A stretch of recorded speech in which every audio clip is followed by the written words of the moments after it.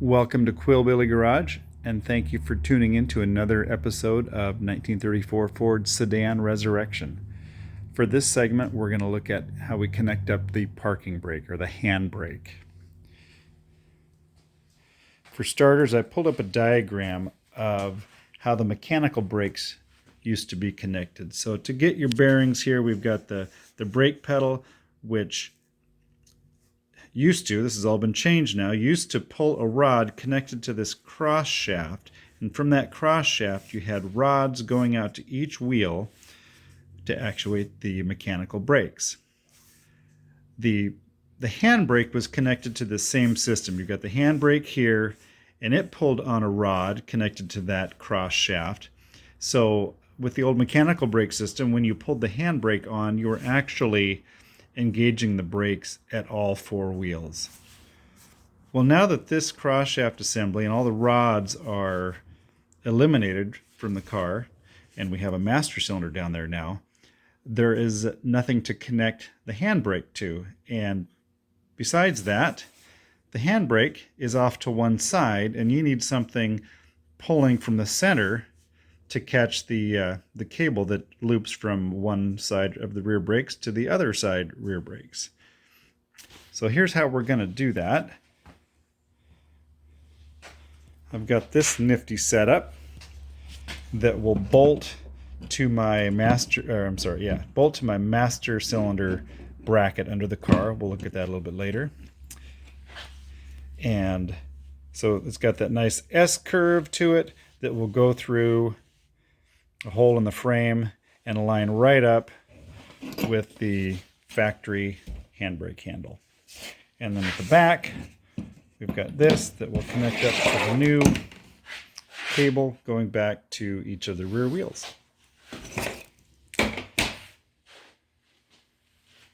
So let's take a look at what we're faced with here. The original parking brake is still in place, not connected to anything at the moment. And I need to play with it a little bit more. I see that it doesn't lock, doesn't seem to ratchet and lock into place. So I will clean things up on that, and maybe it just needs to be cleaned up. Maybe there's something missing or something broken.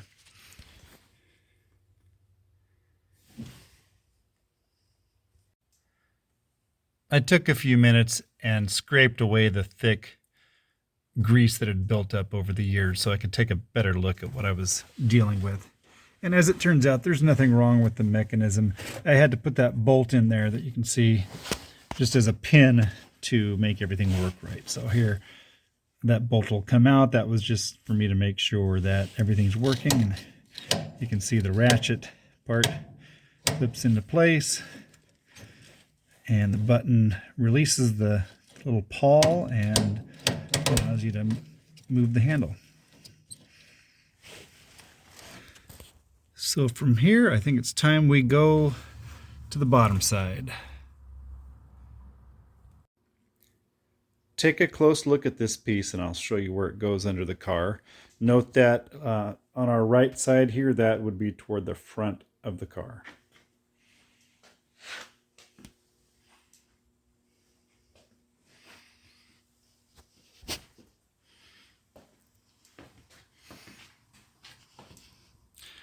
Here we are back at the master cylinder mount. That tube assembly will bolt right here onto this master cylinder bracket. And as we look forward, that's the drive shaft right above us. This hole right here, this slot, is where the old original rod came back from the parking brake handle and connected to the cross shaft assembly. This new shiny black thing, that is going to push over there, over that hole, and support the tube that's going to go through that hole. I'll mount this off camera and then show you what it looks like.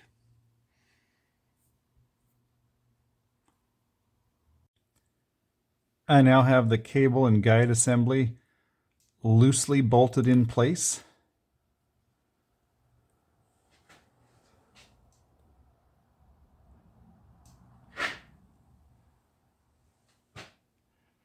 You can see there where it's bolted to the master cylinder bracket. Goes forward through that rectangular guide piece.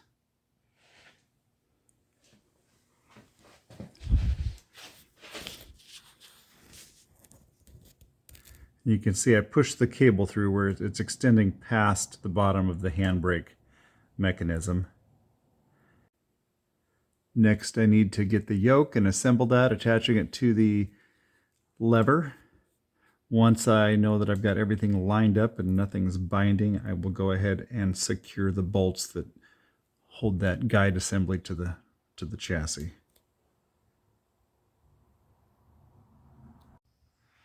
Now everything from here forward is in place and properly secured.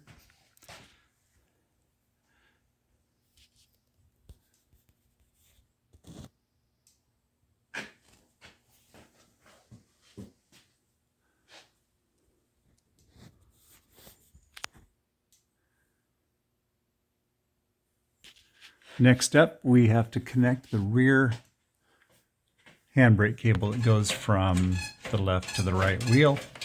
This cable you see here was put on the car decades ago, never connected anything. It was just wired up to the radius rod here. So next I will install the new cable and get it connected to the equalizer bar.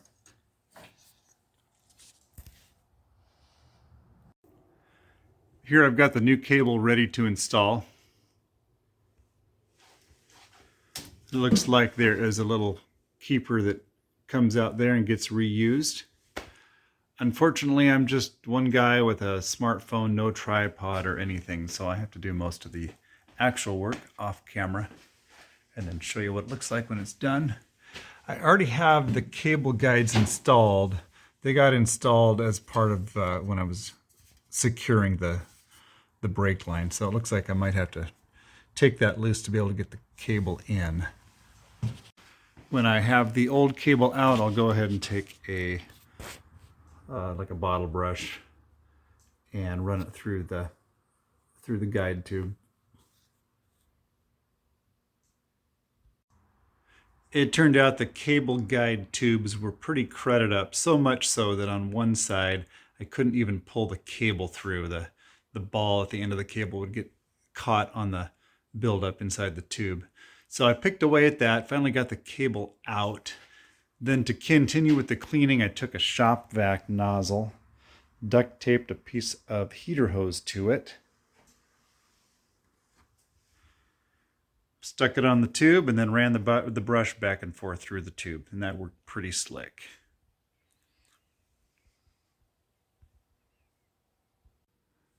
When inserting the cable in the guide tube that goes through the backing plate, I ran into this issue here where there's a loose spring stop that's on the cable, and I'd push the cable through, and invariably that stop would get caught up somewhere in the tube and wouldn't come all the way through. So let's go to the other side and I'll show you what I did to fix that. Pretty simple, obvious solution.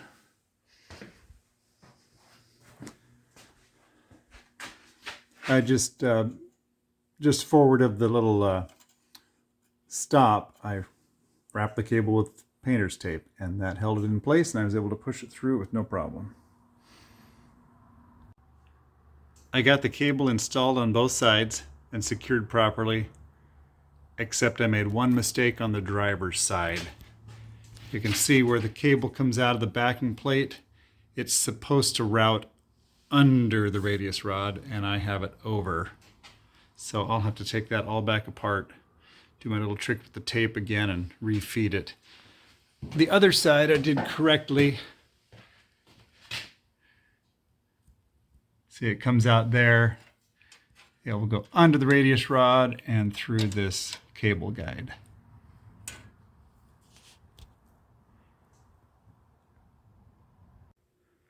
Except for the final adjustments that I will do when I put the brake drums back on, the handbrake is now completely connected. We'll start here at the front, we'll walk through to the back looking at everything I did, and then we'll go topside and pull on the lever for the first time. So we're looking at the bottom of the handbrake lever where it connects to the new cable.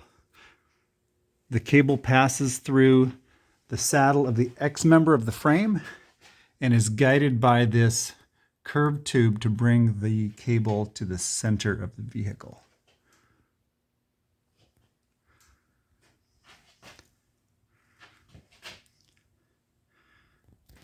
The forward cable gets connected to the equalizer.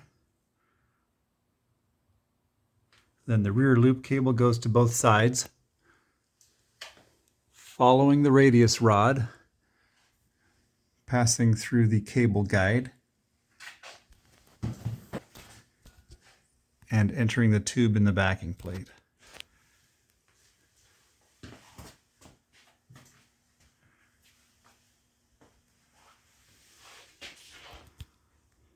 And there it is, all connected.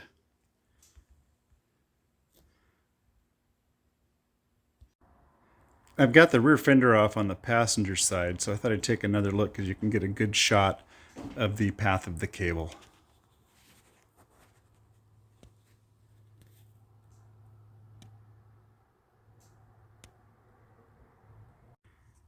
Here we are topside looking at the handbrake lever. Everything seems to work properly. It ratchets and clicks into place and holds.